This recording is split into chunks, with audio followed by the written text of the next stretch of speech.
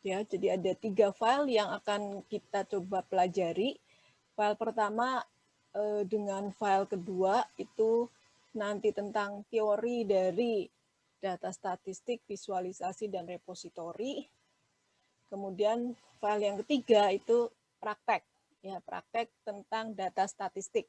Jadi hari ini kita akan langsung mengerjakan tentang data statistik lewat R kita.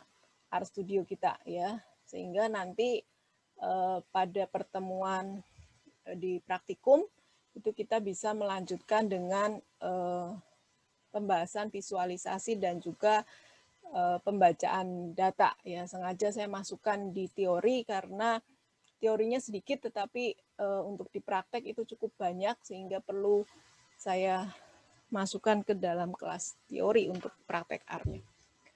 Baik. Kalau Anda perhatikan nanti file kita, ya,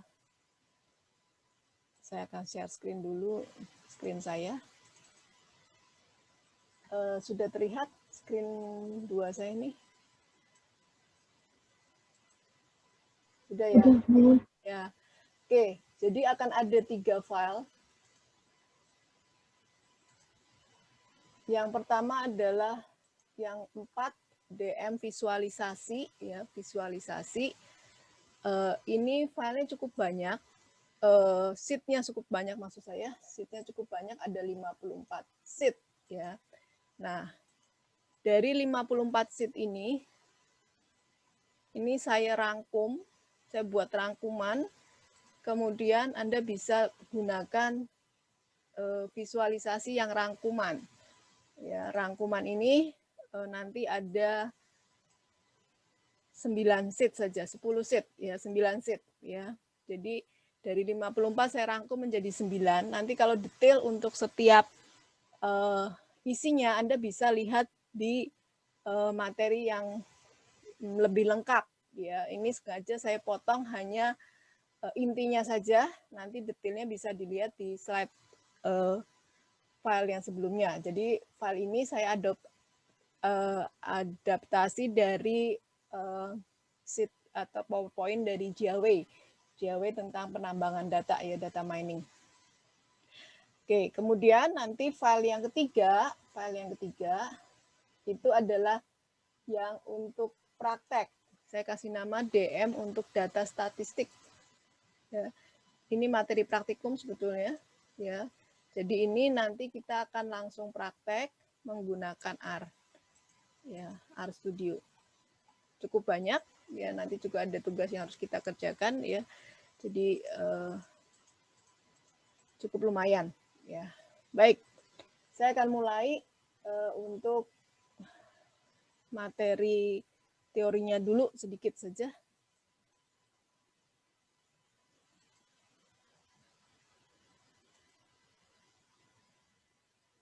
Bentar, saya slideshow dulu.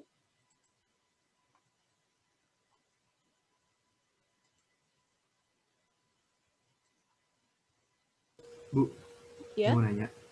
Kan kemarin tuh kita yang ngambil data pakai Google Form tuh katanya Ibu mau bahas enggak review. Data yang kita ambil pakai Google Form itu. Oh ya, yang data collection ya kan? Iya Bu, yang sayur Ya, pembelian yang sayur. sayur ya. Jadi yo nanti setelah ini ya. Nanti setelah ini karena intinya sih dari yang sudah saya lihat gitu ya. Kebanyakan itu kesalahannya pada data collecting pada data customer-nya, ya, data customer-nya. Ya, misalnya usia gitu kan ya, usia. Itu masih banyak harusnya kalau usia lebih baik Anda memasukkan misalnya tanggal lahir gitu kan, misalnya seperti itu. Ya, sehingga spreadnya nanti terlalu banyak ketika Anda harus mengisikan ya, mengisikan usia, itu yang pertama. Kemudian yang kedua, ketika memilih sayurnya gitu ya, ketika memilih sayurnya itu Itu kan kemarin ada 3 ya, 3 jenis ya kalau saya nggak salah ya. 3 atau 5 ya. Nah, 5 ya. Bisa macam-macam sih sebetulnya ya caranya gitu ya, bisa macam-macam. Hanya yang kemarin saya sempat lihat itu adalah ada yang tinggal mengisikan tinggal mengisikan jumlahnya saja. Jadi semuanya sudah di-set. Semuanya sudah di-set, artinya misalnya brokoli dalam kurung sekian kilo, 10.000 per kilo gitu ya. Nanti Anda tinggal mengisikan jumlahnya saja berapa. Ya. Jadi tidak lagi memilih sayurnya, semua sayurnya itu sudah di sudah di set. 5 itu tinggal milih jumlahnya aja berapa. Kebayang nggak? Ya. Kebayang, Bu. Kebayang ya, kebayang. Jadi seperti itu. Tujuannya apa? Tujuannya Anda nggak perlu lagi mengisikan sayurnya kemudian satuannya macam-macam gitu. Satuannya macam-macam. Jadi kita membayangkannya adalah mungkin kalau bikin form free form gitu, form Anda mungkin desain pakai bukan Google Form mungkin lebih leluasa. Cuman ketika kita pakai Google Form, maka Anda harus cerdas supaya teliti ya, supaya nanti ketika di crawling datanya, ketika kita ambil datanya itu informasinya nggak bias ya. Jadi harga Anda tinggal masuk aja jumlahnya berapa, tinggal mau satuannya mau seperti apa ya. Kalau misalnya per kilo gitu ya, Anda mau satuan terkecilnya misalnya 1 kilo ataukah mungkin setengah kilo gitu kan. Ketika sudah diklik, sudah dipilih jumlahnya, maka perkalian dengan rupiah udah nggak perlu lagi Anda lakukan proses gitu ya. Sudah otomatis tinggal dikalikan jumlahnya saja, itu untuk mengurangi error. Kemudian kalau Anda ingat lagi ketika Anda belajar RPL gitu ya, RPL di sana dikatakan bahwa kita tidak lagi menyimpan untuk inputan ya, menyimpan fit ya, hasil perkalian gitu ya, sebetulnya seperti itu. Jadi maksud saya gini, kalau misalnya brokoli 10.000 gitu ya, brokoli 10.000 kemudian beli setengah kilo gitu ya. 10.000 kali setengah kan 5.000 gitu ya. Nah, 5.000-nya itu tidak perlu disimpan, cukup harga satuannya, kemudian jumlahnya berapa. Nah, itu kalau Anda nanti belajar di RPL, di situ ada bagaimana mendesain user interface dan mendesain database-nya gitu ya. Yang perhitungan gitu nggak perlu disimpan ya. Saya kira masalahnya cuma ada di situ tuh, di data pelanggannya sama. Nah, satu lagi ya, sebetulnya yang saya arah tadi alamat gitu ya. Alamat itu juga sama. Ya, kalau Anda bayangkan Anda punya sistem untuk penjualan gitu ya, penjualan yang online ya gitu ya. Ketika alamat itu baik jika kabupaten, kota dan sebagainya itu milih gitu ya. Jangan suruh mengetikkan. Karena nanti Anda kalau mengetikkan nanti pada saat next step preprocessingnya repot ya. Misalnya Anda hanya daerah provinsi di DIY gitu ya. Anda tinggal pilih kabupaten kotanya mana, kemudian mau sampai desanya mana, itu kan data itu sudah tersedia. Ya, itu 2. Di data pelanggannya, kalau yang jenis kelamin laki-laki perempuan gitu, kebanyakan sudah banyak yang betul. Alamat sama tanggal lahir sama usia gitu ya, usia. Ya. Anda kan tinggal bisa melakukan kalau usia sekarang tanggal berapa, itu masukkan tanggal lahir, usianya berapa. Jadi jangan mengetikkan, karena kebanyakan Anda bikin text field ya, jadi 25 tahun 6 bulan gitu. Nah, seperti itu nanti crawling data agak susah. Ya, ketika nanti preprocessing agak merepotkan. 2 itu sama masalah tadi sayur-sayurannya tadi. Ya. Gitu. Mungkin ada pertanyaan? Ya, nanti Udah jelas. ya jelas ya di situ 3 itu ya.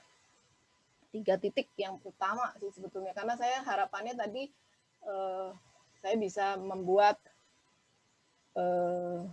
pemetaan nanti ya, pemetaan berdasarkan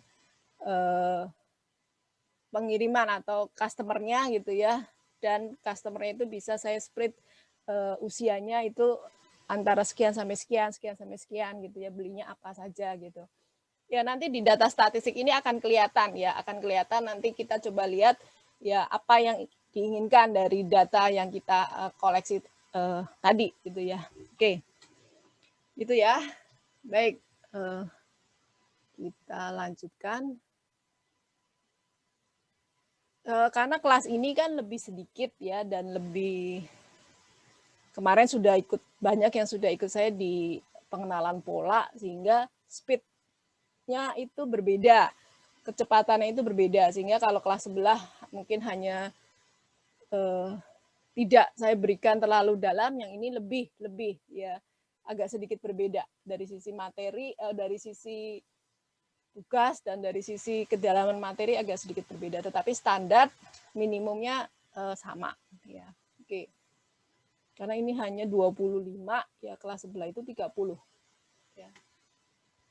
Baik, sekarang visualisasi data dulu ya.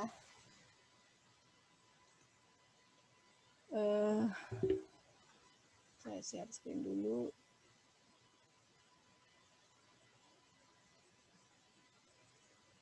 Jadi untuk penambangan data itu nanti fokusnya kan pada mengolah data ya, mengolah data. Fokusnya itu sebetulnya pada di data scientist ya, Anda tujuan itu jadi data scientist, data science ya. Nanti tinggal menggunakan hasil persiapan data kita untuk ke proses penambangan datanya. Nah, proses penambangan datanya itu sebetulnya sama seperti machine learning ya, sama seperti machine learning. Hanya bedanya kalau di penambangan data kita tidak belajar reinforcement. Ya, jadi hanya 2, supervised dan unsupervised, tidak belajar reinforcement ya. Karena reinforcement itu belajar pada lingkungan ya. Itu bedanya. Saya tadi mau apa? Share screen ya. Share screen untuk ini. Oke, sudah terlihat?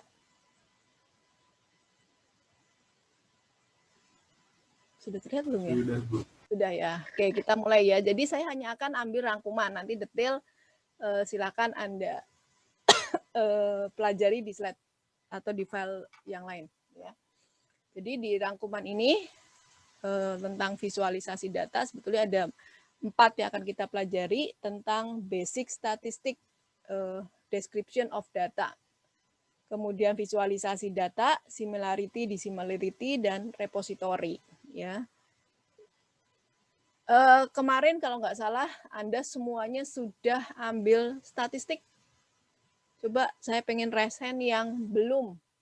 Ada yang belum ambil mata kuliah statistik? Nggak ada yang resen kayaknya nih. Coba saya cek dulu. Berarti semua sudah ya, semua sudah berarti aman. Jadi tidak terlalu sulit ya, tidak terlalu sulit. Artinya mengulangi saja ya. Nah, kenapa di penambangan data ini kita perlu belajar tentang statistik dasar ya? Ini tujuannya adalah untuk kita bisa memahami data yang kita mau olah itu secara lebih baik.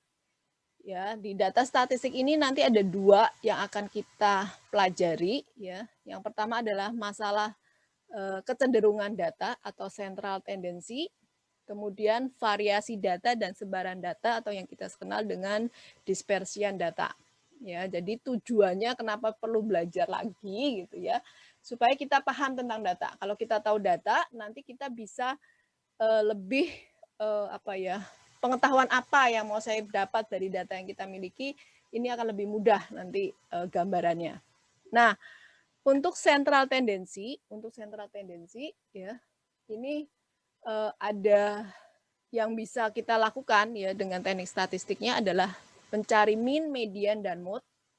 Mean, median, dan mode. Kemudian melihat grafik ya, melihat grafik apakah simetri atau skew data ya, condong kiri, condong kanan, atau dia simetrik Ya, simetrik berarti kurva normal atau skew-nya itu positif ke kiri atau positif ke kanan atau seperti apa. Ya, ini kecenderungan data. Ya, nanti kita lihat mean, median, dan mode-nya.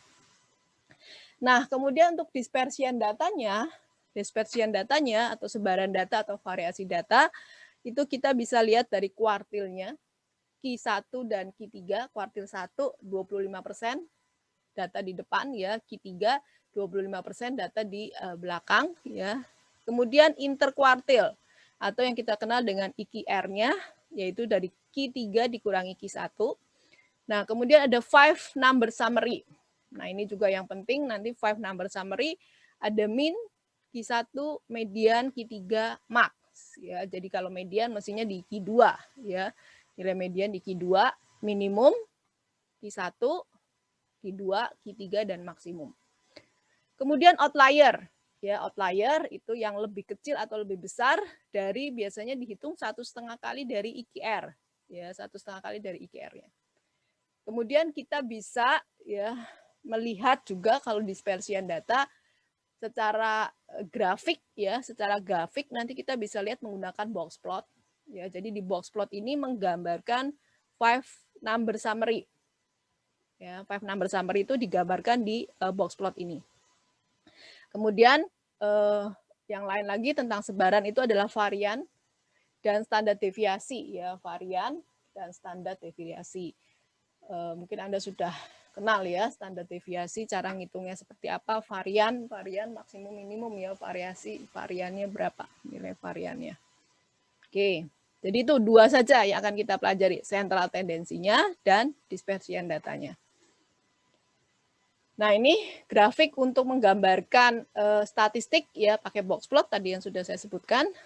Kemudian pakai histogram, kita ingin tahu frekuensinya. Kemudian bisa menggunakan quartile plot dan scatter plot. Ya, nanti di R kita akan belajar 1, 2 dengan 3 ya, box plot, histogram dengan scatter plot. Ya. Oke. Nah, kemudian untuk visualisasi data. Visualisasi data, kenapa kita perlu memvisualisasikan data yang kita miliki? Yang pertama gunanya adalah untuk meningkatkan insight, ada apa sih di dalam data. Kemudian menampilkan kualitatif data, ya lebih mudah ditampilkan di grafik daripada di tabel. Ya, jadi kalau gambar, grafik, visualisasi itu bisa bicara banyak. Ya. Kemudian mencari pola, tren, kecenderungan, keterkaitan antar data ya. Kemudian yang keempat bisa mendapatkan area dan parameter yang menarik ya. ROC kalau Anda mungkin kenal yang waktu di pengenalan pola kita belajar ROC ya. Area under curve-nya itu seperti apa. Dan bisa untuk menampilkan hasil secara visual. Ya, ini alasan kenapa data itu perlulah kita lakukan visualisasi. Nah, ini adalah kategori dari atau metode visualisasi datanya. Ya, nanti Anda bisa lihat ya di slide file sebelumnya contoh-contoh bagaimana gambar-gambar gitu ya untuk kategorisasi ini. Ya, nanti kita lihat. Yang pertama adalah pixel oriented, jadi berbasisnya data dipetakan pixel. Ya, nanti akan terlihat ya kok bisa bentuk pixel. Jadi setiap atribut itu kita gambarkan petanya dalam bentuk pixel. Nanti kalau frekuensinya banyak pada titik tertentu, maka pixelnya tentu akan lebih warnanya lebih tebal gitu ya. Jadi ini dipetakan dalam pixel. Kemudian dalam geometric projection ya. Tadi contohnya misalnya direct visualisasi, scatter plot ya, kemudian landscape, projection view, hyperslice ya. Kemudian paralel koordinat. Ini untuk geometri projection ya. Kalau sekarang kan Anda ngambil data misalnya dari kamera CCTV dan lain sebagainya gitu ya, itu bisa real time, bisa Anda ambil ya, direct visualisasi ya, secara geometrik bisa Anda tampilkan gitu ya. Oke, misalnya ini juga ya, kita misalnya nih sedang online seperti ini gitu ya, Anda bisa direct visualisasi ini, saya sedang bicara, kemudian ekspresinya seperti apa, ini bisa salah satu bentuk dari bagaimana membuat visualisasi. Nanti ke next berikutnya gimana ya, nanti kalau Anda belajar misalnya computer vision ya, atau misalnya Anda belajar tentang pengolahan citra gitu ya. Nah, di situ ini penting banget nih. Ya, yang sekarang lagi tren itu vision ya, gambar yang bergerak, atau tidak hanya di visualisasi di gambar diam, tetapi vision, ada motion yang perlu diperhatikan ya. Kemarin ketika saya ikut TOT itu salah satu kasus yang dikerjakan di teman-teman mahasiswa di universitas lain itu adalah mengidentifikasi jenis mobil yang melintasi Jalan Malioboro. Nah, itu ya.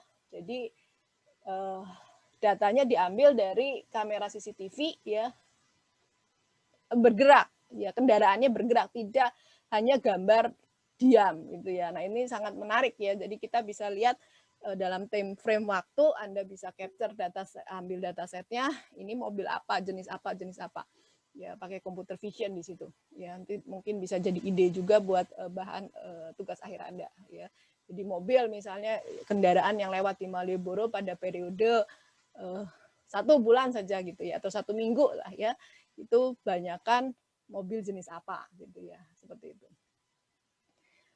Ya, kemudian yang lain lagi deteksi plat nomor ya, plat nomor kendaraan ya, plat nomor kendaraan itu juga sama gitu ya.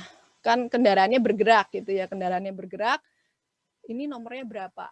Ya, di situ ada visionnya, ada pengenalan polanya. Ya, citra ya, citra. Ini angka 5, angka 7 dan seterusnya. Ya, kombinasi di situ. Ya, ini geometric projection itu bisa kita lakukan hal seperti itu gitu ya. Kemudian yang ketiga, icon base. Icon base ya, ini bisa pakai channel face ya. Mungkin Anda kalau kirim message gitu ya, pakai WA atau pakai apa, Anda suka pakai gambar-gambar. Ya, ini namanya channel face ya. Alisnya seperti apa, gambar matanya seperti apa, untuk mengekspresikan ekspresi wajah gitu ya, seperti itu. Kemudian pakai stick figure ya, nanti juga kita bisa lihat. Kemudian yang keempat, hierarki visualisasi. Ya, pakai dimensional stacking ya, tree map, on tree ya. Jadi nanti bentuknya seperti cone gitu ya, seperti cone. Cone itu kayak kalau Anda makan es krim gitu ya, es krim ada es krim cone gitu ya. Nah, itu bentuknya seperti itu. Nah, kemudian ini visualisasi yang kompleks, data kompleks dan relations ya. Contohnya ini adalah bagaimana Anda memvisualisasikan kalau datanya non numerik. Ya, kalau sekarang itu kan sudah lari ke teks atau data sosial media. Ya, nah ini bagaimana Anda melakukan visualisasi datanya. Ya. Tapi tetap tujuannya adalah supaya kita bisa dapat insight dari datanya itu. Kalau saya lebih pentingkan itu. Ya, bagaimana Anda menggambarkan itu mungkin mudah gitu ya, tapi insight apa yang bisa Anda berikan ya dari visualisasi datanya itu penting ya. Oke, kita lihat ya, berikutnya apa. Oke, kita lihat contoh-contohnya. Saya akan share file yang satunya lagi.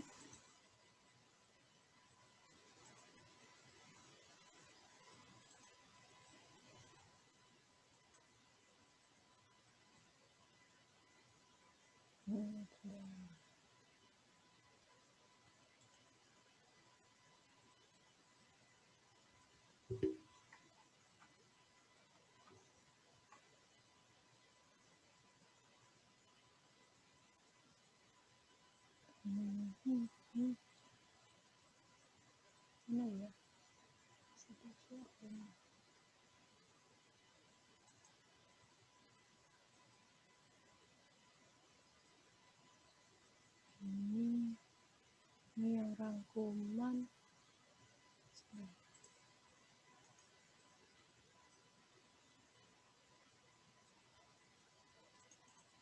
Oke. Nah, ini ya contoh-contoh, sebentar saya perlihatkan. contoh-contoh visualisasi datanya. Ya, ini tadi kenapa perlu, kemudian ini jenis-jenisnya ya. Nah, ini yang pixel ya, pixel. Ya, jadi kalau kita punya dataset M dimensi atau M fit, M variabel gitu ya, maka kita akan bikin M windows untuk setiap dimensinya. Jadi nilai dari M dimensi adalah record yang dipetakan dalam bentuknya Excel. Nah, warna pixel ini menggambarkan nilainya. Jadi contoh misalnya ini income ya, maka yang di bawah ini income-nya lebih besar. Ini juga credit limit ya, ini. Kemudian age, ini yang menarik ya. Age, ini gambar seperti ini, ternyata mungkin age yang di sini lebih banyak gitu ya. Oke, ini pixel. Kemudian ini layout pixel dalam circle ya, dalam circle. Ini gambarnya seperti ini. Ya, layoutnya bentuknya circle. Ini juga dimensi, ini data untuk satu record tapi digambarkan dalam bentuk circle segmen lingkaran ya. Nah, kemudian ini yang geometrik ya. Ini yang direct visualisasi ya, direct visualisasi. Kalau saya lagi seneng ngamatin Gunung Merapi gitu ya, ketika guguran gitu ya, visualisasinya itu menarik gitu ya. Lavanya gitu merah gitu ya, sampai berapa kilometer gitu ya, tadi pagi kalau nggak salah berapa 1, sekian gitu ya. Ini direct visualisasi. Kemudian ini scatter plot ya, scatter plot. Jadi yang ini berarti yang paling banyak nih nanti ya.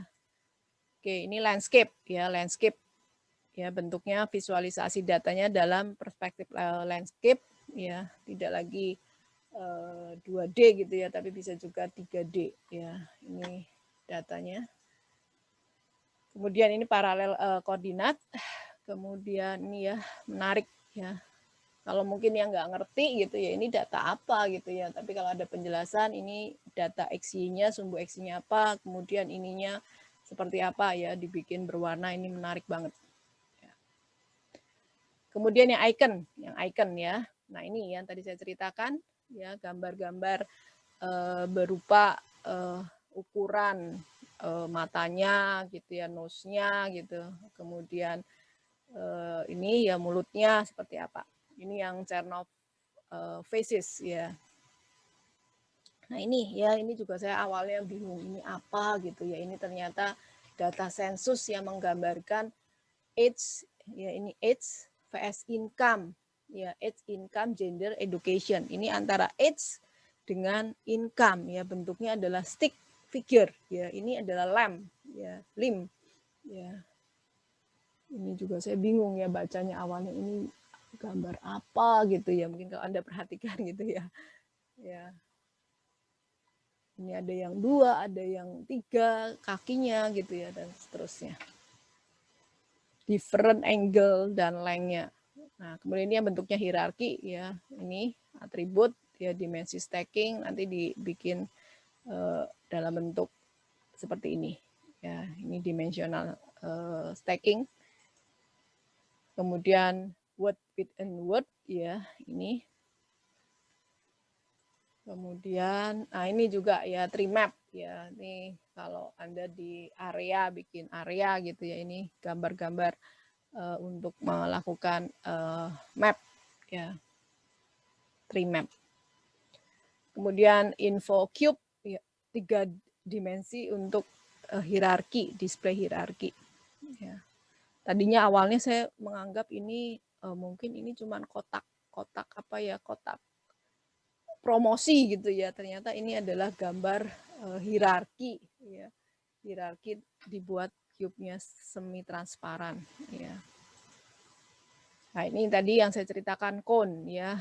Cone, ini titik-titik ini ternyata data ya, biasanya yang menggambarkan ini kalau Anda nanti visualisasi untuk teks ya, visualisasi untuk teks, mencari hubungan antar satu topik tertentu dengan topik yang lain, ini biasanya menggambarkannya dengan 3D cone tree. Nah, ini kalau Anda juga ini masih di teks ya, jadi visualisasi non-numerik data, teks, dan social network. Ya, biasanya kalau yang ini berarti lebih sering. Kalau yang hitam kecil-kecil berarti ini jarang, di frekuensinya lebih sedikit. Nah, oke. Itu tentang visualisasi ya, tentang visualisasi. Nanti kita lihat seberapa sih R itu bisa membuat visualisasi yang menarik gitu ya, yang menarik.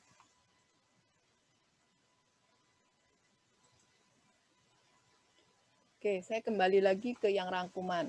Oke, sekarang kita lihat tentang dissimilarity dan similarity.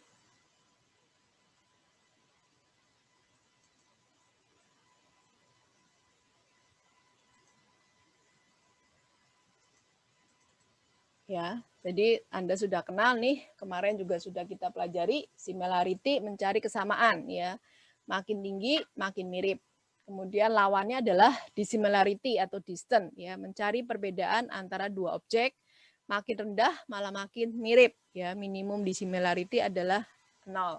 Hati-hati ya, kalau ini makin tinggi makin mirip, makin rendah makin mirip, atau makin tinggi makin tidak mirip atau makin berbeda. Ya, kemudian proximity ya bisa Anda lakukan dengan simple matching. Kemudian menggunakan nilai number untuk atribut yang binary dan seterusnya. Nah, ini mengulangi kembali ya.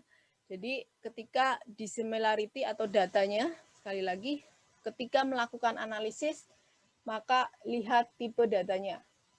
Ya, mencari perbedaan antara data yang binary. Ya, itu bagaimana caranya ngukur jaraknya seperti apa. Ya, contoh misalnya bagaimana mencari dissimilarity jenis kelamin, ya seperti itu. Kemudian yang kedua, dissimilarity untuk numerical data. Ya, bisa Anda pakai Z-score, Euclidean distance, atau yang lebih general pakai Minkowski. Ya, L61 itu Manhattan, ya hanya menghitung jaraknya dari X ke X1 min X2 min X1, Y2 min Y1 ya kalau yang Manhattan atau city block. Kalau yang Euclidean berarti sisi miring akar dari selisih jaraknya dikuadratkan ya.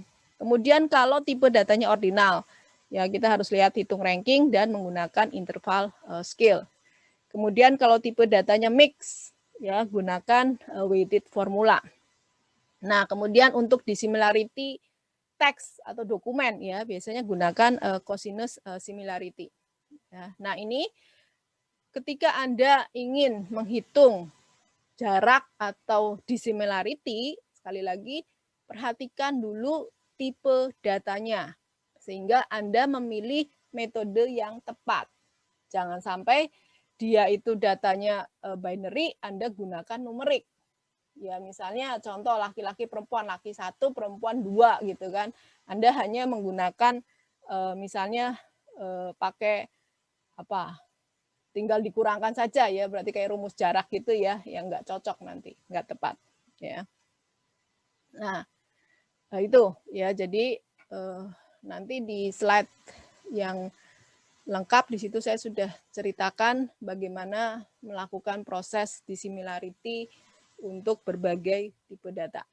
Nah, kemudian yang penting adalah repository ini, data repository. Data set kita itu banyak sekali tersedia. Ya.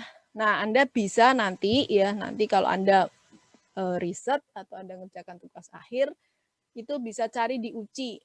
Ya, UCI Machine Learning. Ya, ini alamatnya. Kemudian bisa cari juga di Kaggle. Ya, Machine Learning dan Data Science Community di Kaggle. Kalau di Kaggle kelebihannya adalah biasanya sudah ada yang menyelesaikan gitu ya, menyelesaikan. Kemudian Anda juga bisa berkompetisi, bisa cari tambahan di situ. Di Kaggle itu banyak ya peluangnya.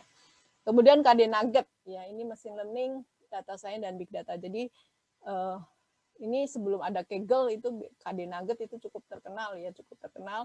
Kalau Kaggle itu biasanya solusinya di Python, ya. Ini UCI. Nah triknya adalah kalau Anda nanti mau mengadakan penelitian, jangan gunakan dataset yang sudah selalu sering dipakai, misalnya Iris atau Titanic gitu ya, itu kan sering banget dipakai. Tapi cari yang terbaru gitu ya, cari yang terbaru, datanya baru kemudian jarang digunakan.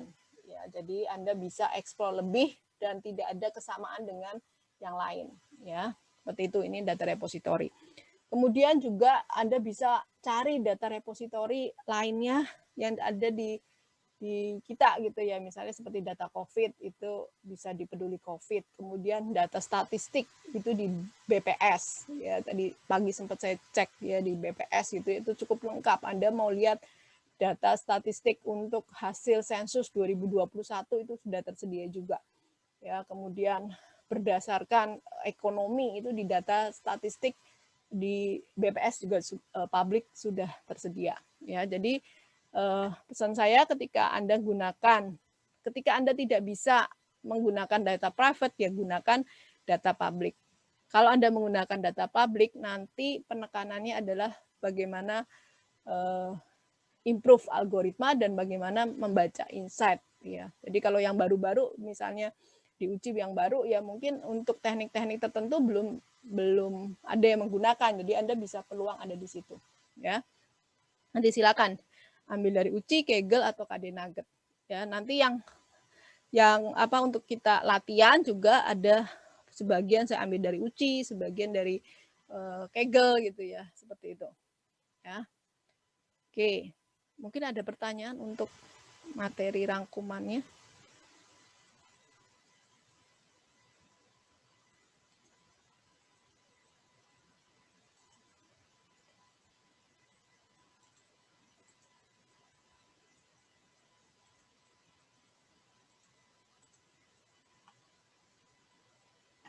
Cukup ya. Oke, kalau cukup, nanti detail bisa dilihat di slide yang 54 slide tadi.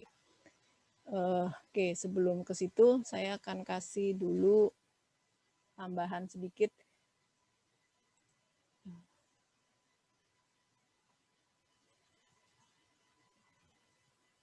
Masalah dissimilarity dengan similarity. Ya, ini ya. Kalau nanti Anda ini dissimilarity dan ini ya, terutama tadi yang saya sebutkan ya, kalau dia nominal atribut. Ya, ini kalau binary ya, proximity measure untuk binary atribut. Ya, jadi yang binary tadi seperti ini ya, gunakan tabel contingency table untuk binary data. Ya, kalau 1 0 ya ini tadi yang simetris, ini 1 0 berapa jumlah yang ketemu 1 1 1 0 kemudian kita jumlahkan. Ini distance measure-nya untuk yang simetrik binary seperti ini. Kemudian ini yang asimetrik. Kalau yang simetrik tadi contohnya jenis kelamin, itu kan simetrik ya, hanya 2 ya, seperti ini. Kemudian pakai Jacquard koefisien ya untuk yang binary. Kemudian yang ini sama ya, contoh dari binary, nanti bisa Anda lihat kalau nggak salah kemarin waktu di pengenalan pola juga sudah kita coba nih. Ya, kemudian yang standarisasi untuk numerik data ya, pakai Z-score. Kemudian menghitung dissimilarity-nya bisa pakai ini yang lengkap ada di sini, Minkowski ya, Minkowski ya, kasusnya Minkowski Manhattan atau City Block ya, jadi hanya cari saja apa namanya XI min XJ-nya ya. Ini kemudian absolut ya nilainya, tapi kalau Euclidean pakai akar, dapat dikuadratkan. Ini L2 norm ya, istilahnya H1, H2, H tak berhingga atau supremum ya, cari maksimum norm dengan L tak berhingga dari norm distance ini, maksimum ini. Ya. Jadi bisa gunakan Minkowski distance, Manhattan, Euclidean atau supremum. Ya, ini contohnya ya, contoh bagaimana cara menghitung dissimilarity metric ya. Oke, ini yang ordinal digunakan ranking ya. Oke. Ini kalau di mix ya, kalau di mix maka kita akan kasih dia bobot ya, bobot. Oke. Ini cosinus similarity ya, kalau Anda belajar text mining ya, data teks ya, bagaimana antar dokumen kita gunakan cosinus similarity.